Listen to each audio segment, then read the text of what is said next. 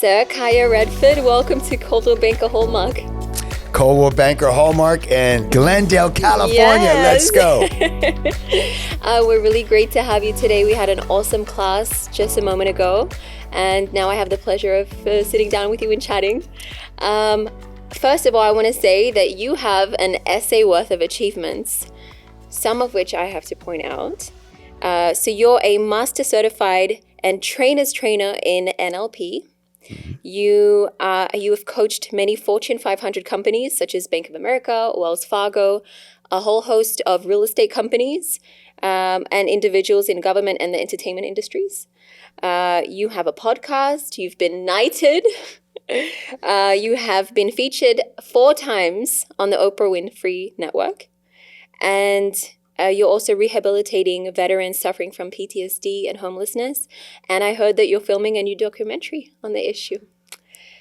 How did this all begin? You know, I truly believe that everything that's happened in our lives has brought us to where we are today. Just being in your presence, Olivia, and your spark and what you're doing. First, I just want to say thank you. Very honored to be here. I admire what work you're doing with Coldwell Banker here in Glendale and the difference you're making and really helping people achieve the American dream. My life started with my dad, who had a dream of being a successful provider of his 3 kids. He was a petroleum engineer. He moved to Algeria, which is in northern Africa. And, he was a workaholic, and that was his challenge, is that he felt like the only way he could create success is by working so hard, but not realizing that he was giving up time with his family. My mom went through a lot of challenges with that because she felt alone in a third world country, didn't have any support system, no structure. She didn't know anybody. So she did what most people do when you're stressed and you're frustrated and you can't deal with it, you start drinking. So she ended up drinking 1 or 2 glasses of wine. Next thing you know, she becomes an alcoholic. So in my early part of my childhood, I went through a lot of not so good things. My dad had, he knew that he was going to be gone. He knew that she couldn't drive. She couldn't take care of the household. He knew that she needed help. So he hired people to help us and to keep us safe. But what he didn't realize is the people he hired were psychopaths. At a very young age, went through a lot. And I always suffice to say, I get to my 20s and my 30s, and I'm just very lost. I mean, I don't know we come across people and you don't know what's wrong with them. They don't know who they are. They have no purpose, no direction, no motivation. They're hanging around with the wrong people. I did all of that. I was, as they say, a hot mess in my 20s and 30s. I used to drink vodka like it was water. I did drugs. It was just a mess. Why? Because I had no self-worth, no self-esteem, and I didn't know who I was. The moment that changed my life was meeting Bob Proctor in The Secret. And he became my first mentor. And Bob said to me, Kaa, and if you've seen The Secret, he says, you create your experience of reality. And I was thinking, he is so full of shit. How do you mean I created this? My parents created this. My life created this. My circumstances created this. He says, no, you'll never change your life if you keep thinking that you have to blame someone else for your circumstances. He says, how old are you? And at that time I was 33. He says, you're old enough now to make a change and make your life and become who you want to be. And it's when I started to have this new mindset. And one day he says, I want you to form a mastermind. I want you to study this NLP and this neuroscience and these other tools. And I want you to heal your life. And one day he says, I want you to form a mastermind. And I said, okay, what am I going to do in a mastermind? He said, I want you to start teaching people what I'm training you to do. I said, okay. And then I started doing that, and the people's lives were changing, and I was shocked to see the results that were happening. And it's almost like I went through the challenges I went through so that I could have to find a way to fix my own problems, which was make me an expert in helping other people solve their own blocks and their own problems. Right. And that's kind of how it happened. I ended up coaching this person who became number 1 in his office. That office brought me in to coach the office. The office became number 1 in the nation. Then I started getting invited to train other number one officers. And next thing you know, it was a shock to me. I had no self-worth, no self-esteem. I had no purpose, no direction. And now I'm being called to train the number one companies in the world. To me, it was just it was a complete shock. But I truly believe God has a plan. Universe has a plan. And so my goal is to help people find out their greatness and what their plan is. And a lot of who we have and who we help is people in real estate. That's awesome. That was a big journey. A big journey, yes. A complete 180. It's a big 180, yeah. But you could really credit it to mindset. I think mindset is something that all of us kind of struggle with in getting the right mindset, and that applies to every factor in your life. Yeah, I'm also, not only as you mentioned, a neuroscience, neuro-linguistic programming trainer. I'm also a miracle-minded coach, heavily trained in the Course in Miracles, and also trained and certified by presidential candidate Marianne Williamson in the Course in Miracles. And I'm being called to kind of share this. We have this power. So we are connected to this thing that we were given, this superpower. But we're not aware of it, right? So one thing is to be connected to it. The next thing is to be aware of it. And even though you're aware of it, so in other words, your house could be wired for electricity, but it doesn't matter if you don't have the lamp plugged in. And you could have the lamp plugged into the socket. It doesn't matter until you switch the light on. So I believe we're all wired for greatness, but we need to plug the lamp in, which is we need to be aware of that. And number two, we need to switch it on. We need to do something on a daily basis to activate all that. And that's why I truly believe the most important thing that everybody on earth gets to do is to grow.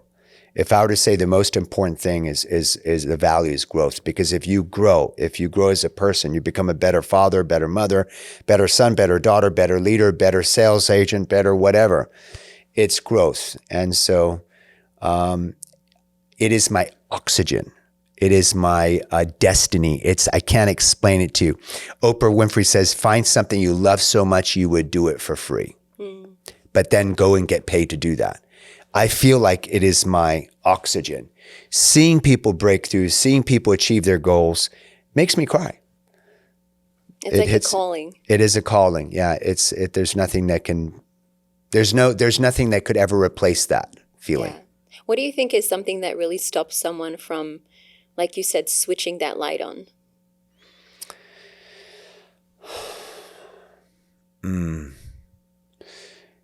Well, for sure, they don't know how.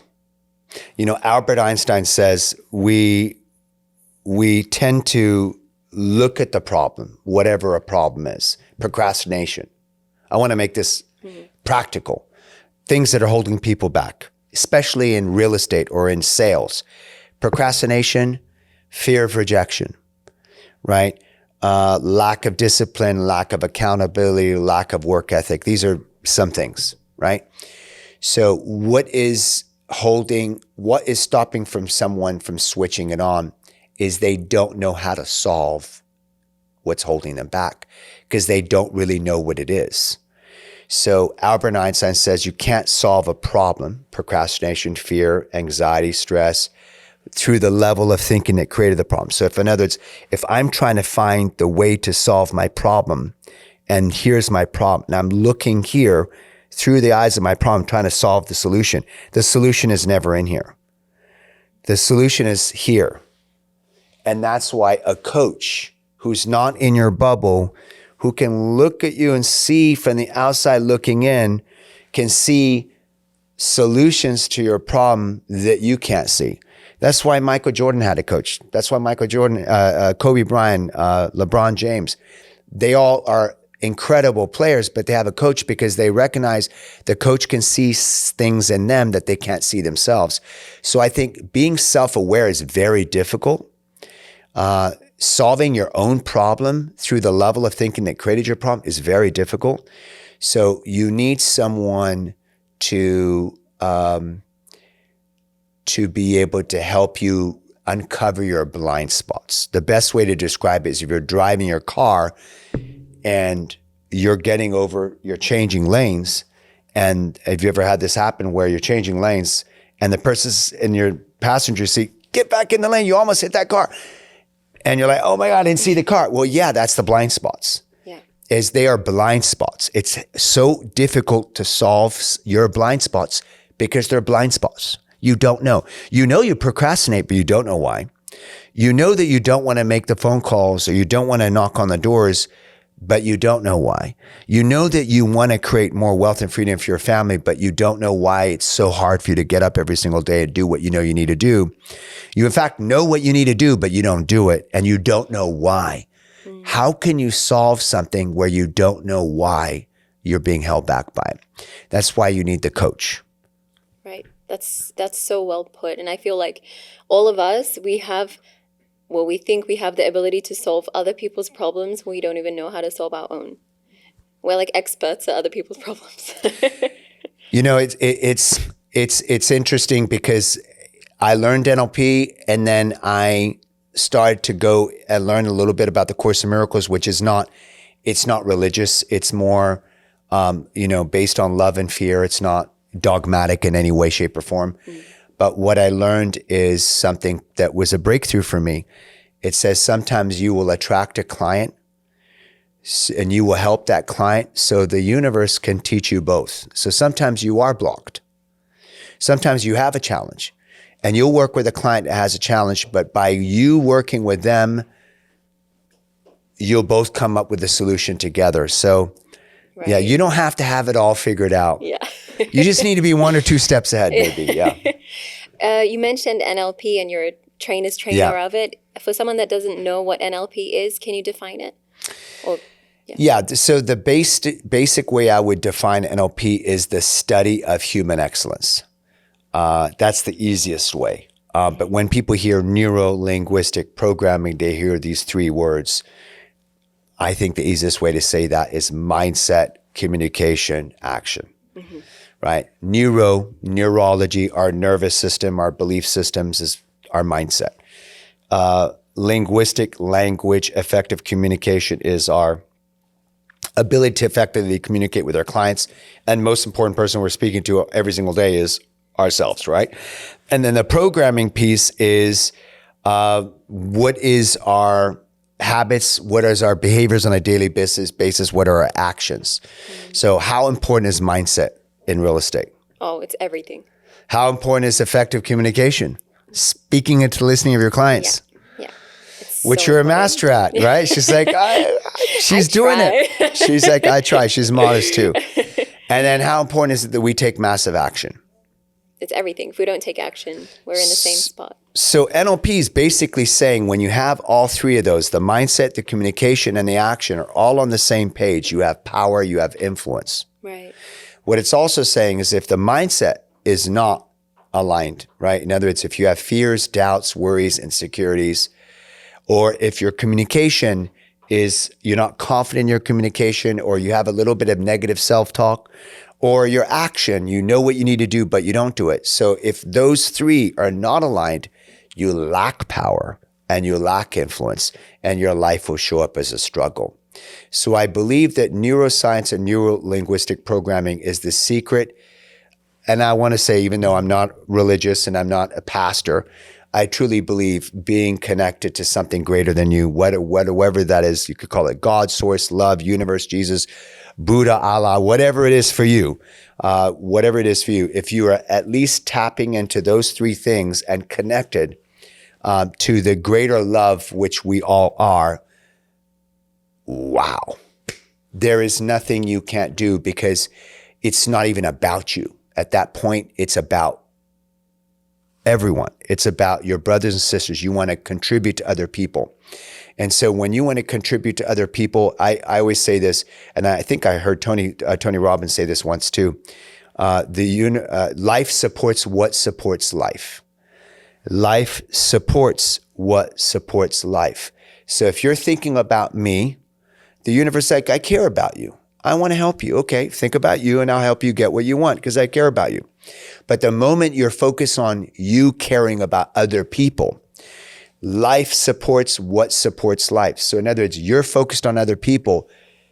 The greatest amount of help you could ever possibly have will come to you because you're using it in the right way to improve the lives of many other people. So you become a multiplier.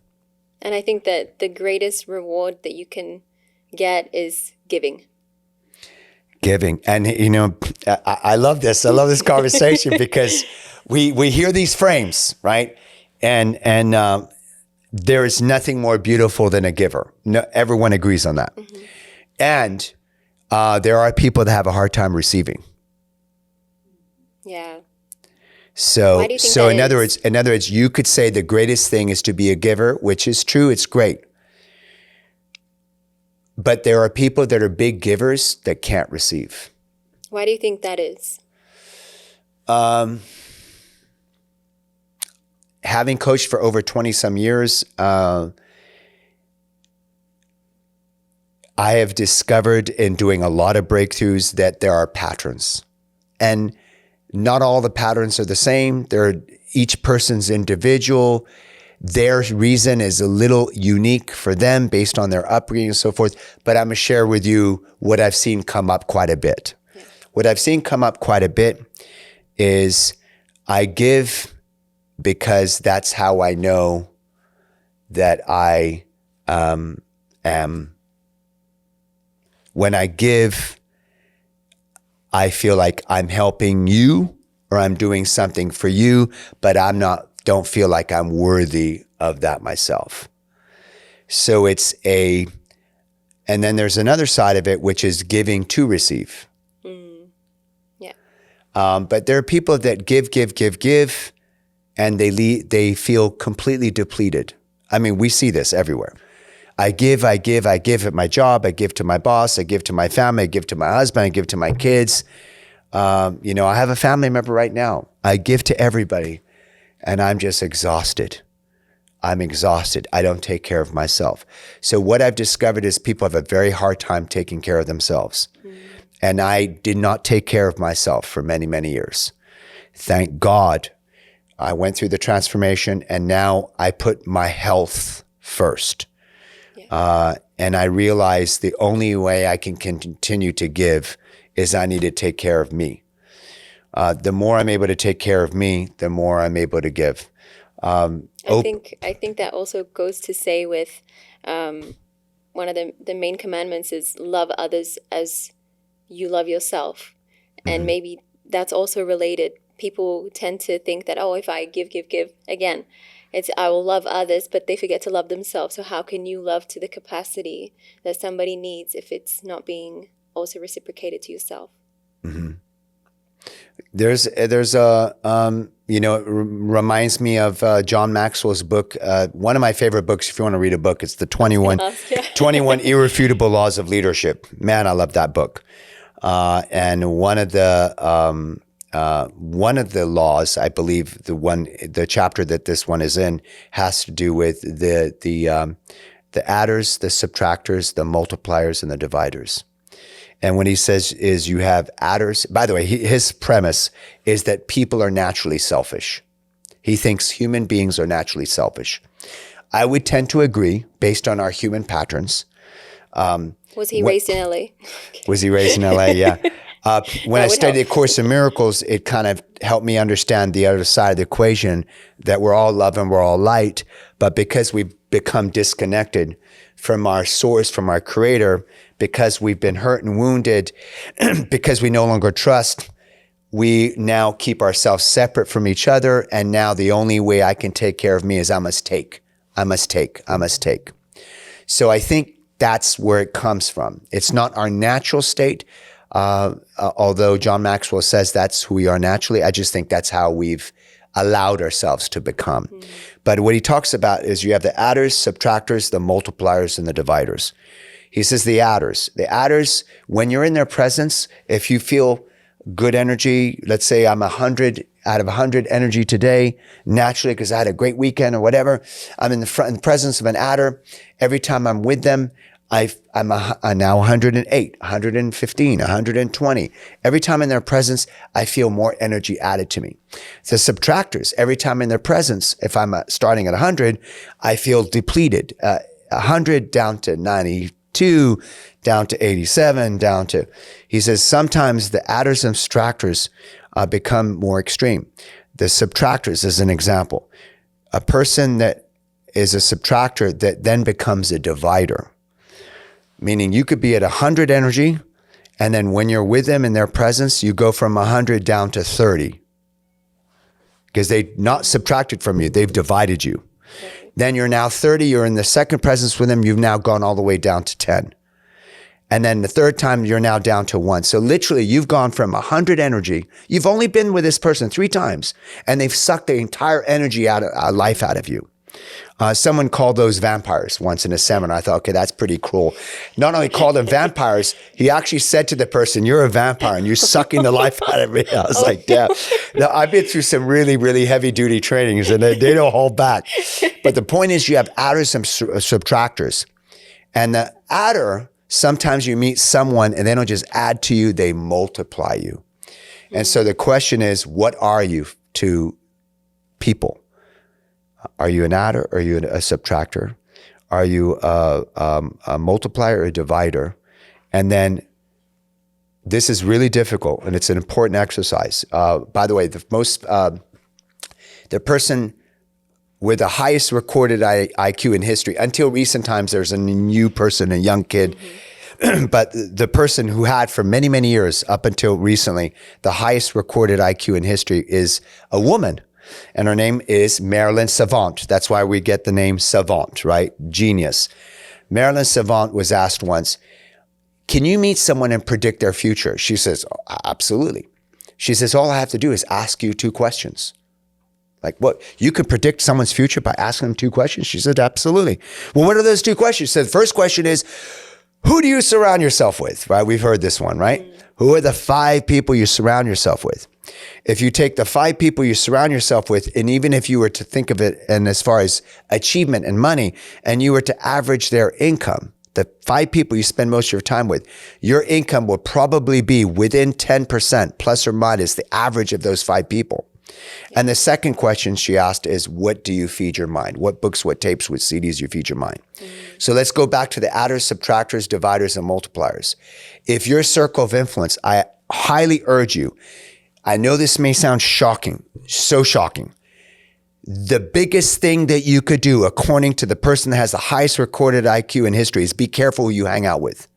Who you hang out with on a daily basis, who you will become. Yeah. So are you, list the 5 or 10 names and ask yourself, put a check. Are they adders? Do they add to me? Do they subtract from me? Do they multiply me? Or are they literally dividing me? And maybe oftentimes that person's a family member. And that's fine. It might be your mom that doesn't believe. I've had agents that I've coached, they're 22, 25, 30 years old. And their parents like, what are you doing? You should hold on to your job. You should be happy with your job.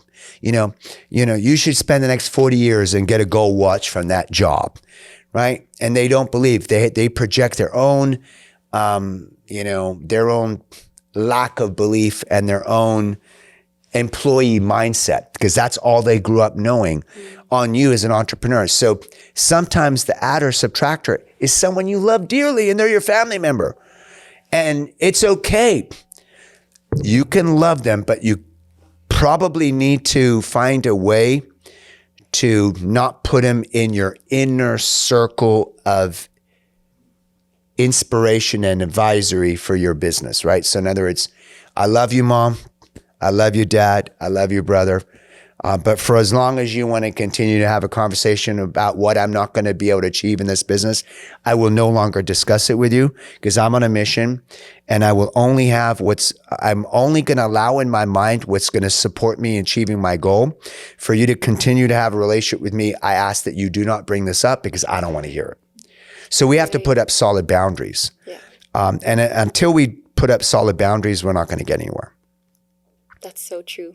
Yeah. And it can, like you said, it can be the closest people around you. and still they may love you, but they're not the best advisors.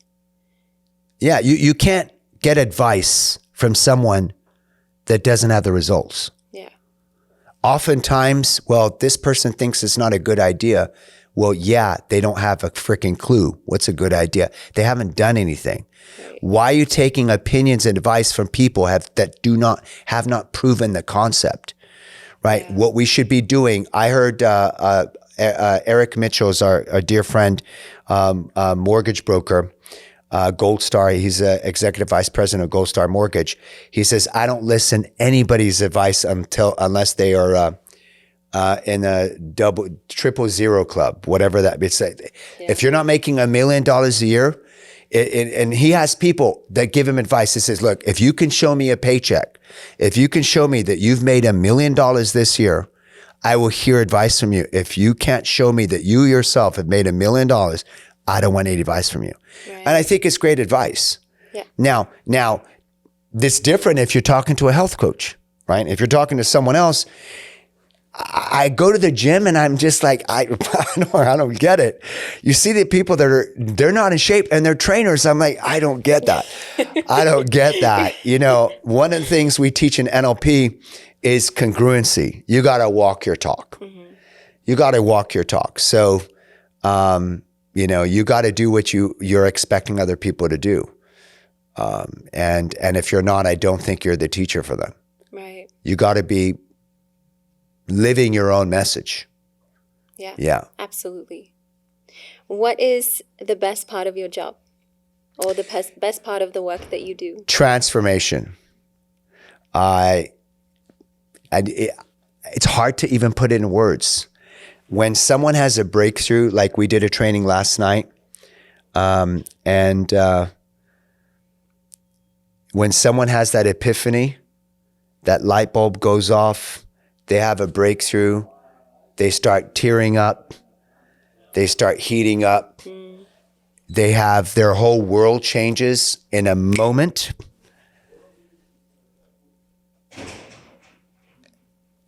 Yeah. You know, Oprah said once, she said, a lot of people didn't understand what I was doing on my show for now 25 years.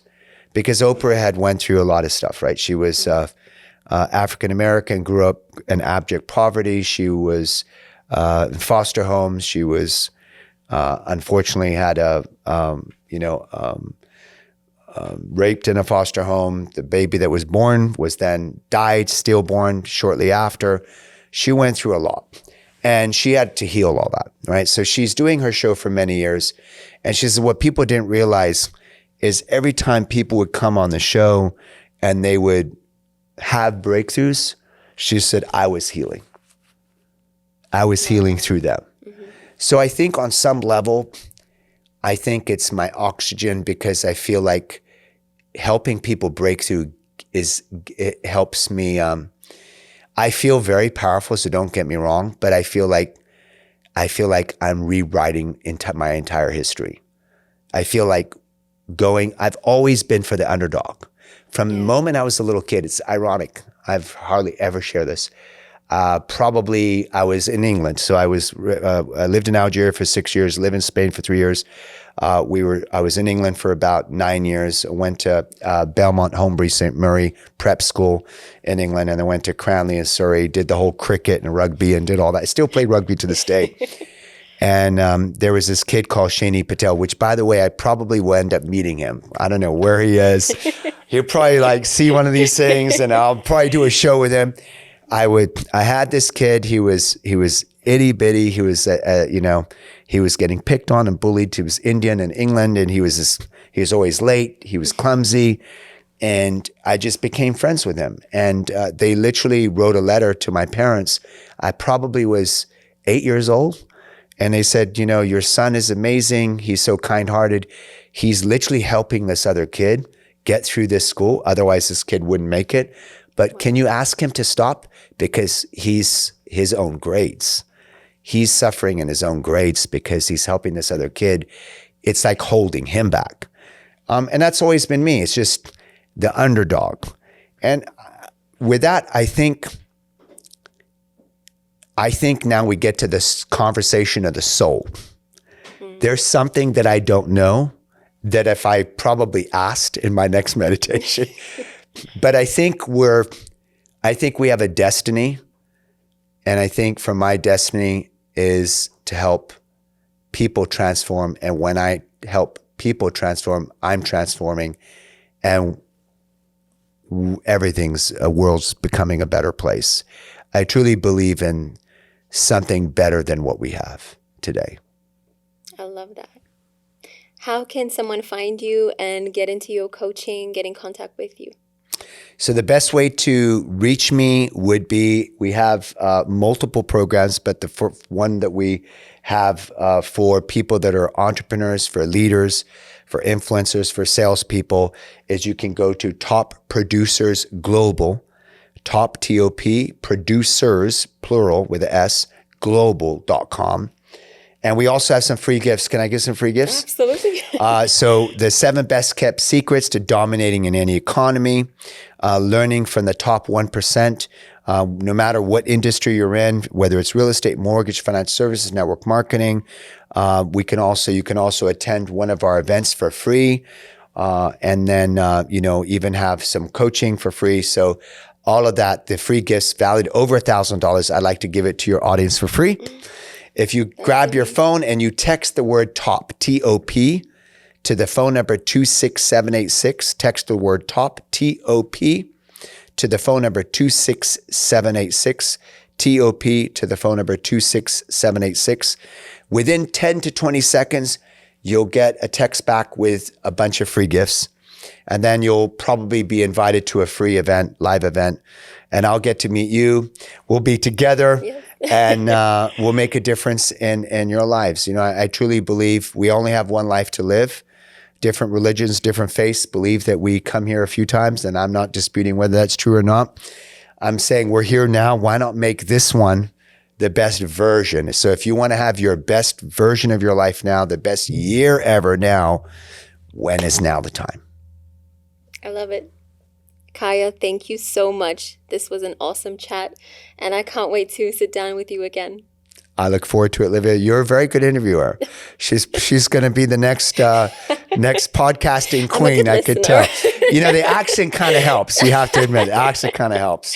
So congratulations awesome. on everything you're doing. Thank you so much. I will always be here to support you and your group, and I look forward to having you on our show. So we actually have a TV show called Top Leaders Forum TV show, which is powered by the Los Angeles Tribune newspaper. We've had celebrities, Nick Cannon on there, Ron Artest of Meta World Peace. We've had Mayor of LA, Karen Bass, one of the oldest, most well-respected Congresswoman, Maxine Walters, on there, and a bunch of other people. And we have a leadership week. So we actually have a show happening right now. I just did a 2-hour interview with Les Brown, my dear friend, and some other people. And I'd love to have you on our show too. I would love that. Thank you so much again. Thank you.